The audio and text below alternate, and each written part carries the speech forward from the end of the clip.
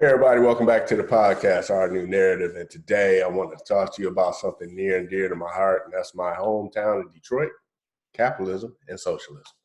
But before we get started, please like, share, and subscribe. Hit that notification bell so you'll know next time I get on here and say something, right? Share this content with a friend, enemy, social justice warrior near you. Strike up a conversation. Leave the violence alone. I think people need to conversate. And with that said, we're going to dive into this. So,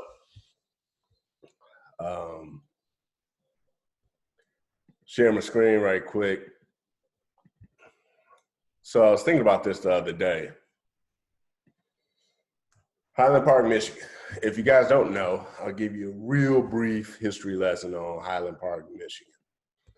It's the home of Henry Ford's first auto factory, assembly line, and that factory brought all type of labor up to Michigan, and that labor was centered around Highland Park. And Highland Park, Michigan is inside of Detroit, Michigan. It's one of those rare places where Detroit is one of the rare places where you have two municipalities within one municipality. Highland Park, Michigan, Hamtramck, Michigan are both inside of Detroit, Michigan. So a little trivia there for you. Now, when Henry Ford first kicked off his factory, I mean, that was capitalism, man. That capitalism made that happen. It wasn't socialism. It wasn't racism. It was capitalism. It was a man with an idea, and he got people to back that idea with money. And then he got other people to back that idea with labor. And those who backed that idea with labor, a lot of them came up from the South. That's how I got to Detroit, because my parents, one of my parents was from the South and the other one was already here. So with that said, like a lot of people from around the world, they came to support this man's idea and get paid for their support. And at one point in history, Highland Park was the most affluent city, not in Michigan, not in the United States, in the world, right? Today, you don't want to go there. I cannot stress that enough. Highland Park is bombed out and depleted, and it's been bombed out and depleted for a long time. In the 80s, when I was growing up, and I grew up not too far from here, I mean, basically right around here is where I grew up after we escaped the projects, basically. This is Highland Park. And I went on Zillow to see how much we can buy a house for in Highland Park. And so if you got $22,000, you can buy this house.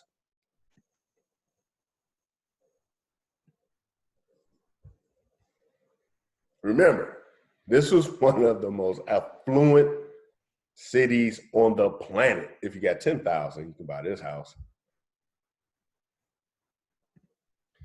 This Highland Park is home to, $189 grand for this house. And it looks like, yeah, they remodeled it. They did what they could with it, you know. That's 189 grand. And a lot of people who, 94 for this one, but 19 for this one, 34 for this one, 54 for that one, 5. Hey, you got $5 grand in your pocket? You can get this one.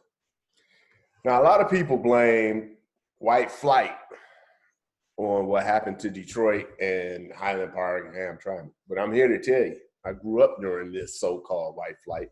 It wasn't white flight. It was green flight. If you had green, you flew. So if you were white, you left. If you were black, you left. If you were Jewish, you left. If you were Asian, you left. There wasn't too many Asians when I was growing up in Detroit, around me and anyway. But if you had the money, you left. And those who got left had to deal with what you see on your screen. So it wasn't racism that drove white people out of Detroit. White people weren't like, I can't stand this racism, I'm leaving. right?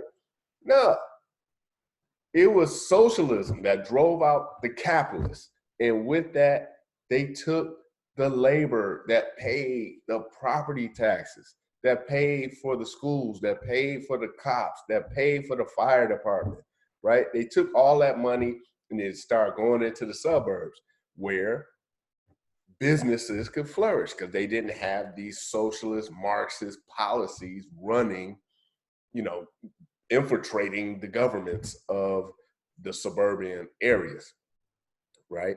Now, what the media did was represented capitalism with whiteness, which they're trying to do today. Like being on time is white. Yeah, math now is white. Being polite is white. You guys look this up. I ain't lying. So basically, socialism, my point is socialism calls what you see on your screen, not racism. And why is this important today? Because I've left Detroit, man, a long time ago. And now I'm living in California. And I don't live too far away from Mountain View. And why is Mountain View important? Well, Mountain View is home to Google. And across the river, you get Newark and Fremont, that's home to Tesla. And then you go to Menlo Park, and that's home to Facebook.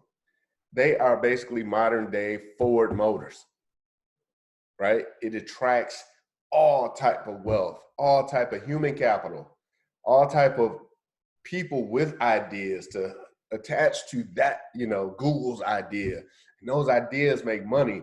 And the people who support those ideas through labor, they get paid. And their paychecks allow them to buy stuff like this, a $3 million house. That's basically cookie cutter, right? Another $3 million house is pretty big, but still it's made, you know, it ain't made of brick, and that's, you know, we got earthquakes out here, I get that. But the architecture is, yeah, it's okay. There's no, you know, handcraft wood, you know, stair rails and, you know, what we have in Detroit is a whole bunch of stained glass windows in just normal houses. Here, 2.7 million, get you a $2.5 million house, 4 million, 3.1 million, 2.7 million, right? 2.9 million. Now the weather's great compared to Highland Park. But you know, the reason why this is 2.9 million is because the market can afford it. Somebody is going to buy that for 2.9 million, right? Why? Because capitalists came in with this idea, somebody supported that idea, and money along with labor supported that idea so that the market around it can produce a house like this for $2.9 million, right? You following me on this? If you hear this long, please like, share, subscribe, and share this with a social justice warrior near you. Tell them to put down that peaceful brick and read a book, right? I think we made the point here. Well, I'm not finished making my point. So actually, what I saw growing up in Detroit, as I look back on Detroit as an adult, I'm seeing the same thing now in California. You got these socialist Marxists infiltrating the government, and they're basically forcing capitalists out. People are leaving California in droves, just like they did in Detroit in the 80s, right? And what's going to happen to this $3.1 million house? Forget the pandemic, right? When you get all your businesses leaving, they take the tax base. That means your services dwindle. Crime goes up. Eventually, this is what happens. And you can't blame that on racism. It's socialism. And the reason we don't really know what socialism is because they stopped teaching what socialism was in the 60s. And when did Detroit start to take its deep dive? Around the 60s. Because Highland Park was voted one of the most affluent, I forgot where I found it, but affluent cities on the planet, right? And why? Because they had stuff like this. Now, this is down the street, not too far from Highland Park. And this is inside of Detroit in a place called Palmer Woods. This is in Detroit. This is not a suburb of Detroit. This is inside of the Detroit city limits, where you have mansions, the Fisher Mansion, the Bishop's Mansion, 35,000 square foot residence.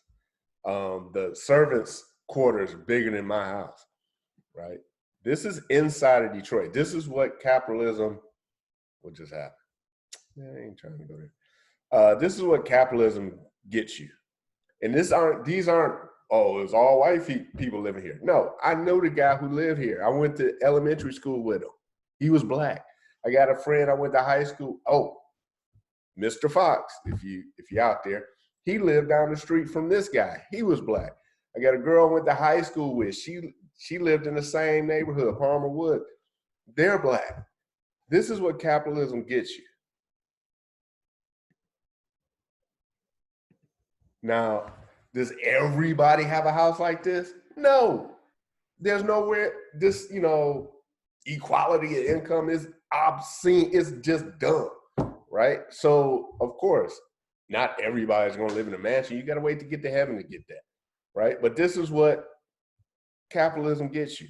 This is what socialism gets you. I think I made my point. So before you go out there marching in the streets talking about Black Lives Matter, which is a Marxist organization, just go to their website and look at it. They're trying to destroy the family structure and bring this to a neighborhood near you. Now, do they actually know this? Most of them don't, but somebody does. Somebody in that organization does know that policies that were implemented in Detroit starting in the 60s or into the 50s, basically when the Democrats took over, this is what you get. Do you want this? I don't think you want this. I don't think you want this. I don't want this. And I can't go any further west. I'll be in the ocean, right? I can't move anymore. I have to move to another country, right? I'm tired of moving. I've been moving away from socialists all my life. Now, the socialists has caught up with me. I'm at the edge of I'm on the beach trying to, fight them back. Y'all got to fight them back with me. And how can you do that? Like, share, subscribe to this information. Leave some comments in the section below. I write about this in my book, Our Two Societies. And I know that in this environment, Our Two Societies, you automatically think black, white, but it's not about black, white. It's about individuals and individualism and collectivism, basically. Check it out. It's won 2 awards. Definitely worth your time reading, all 5 stars so far. Check it out. And with that said, I'm going to let you go. Have a great day. Again, like, share, subscribe this content. Give it a thumbs up, all that good stuff. And I'm out. Thanks for stopping by.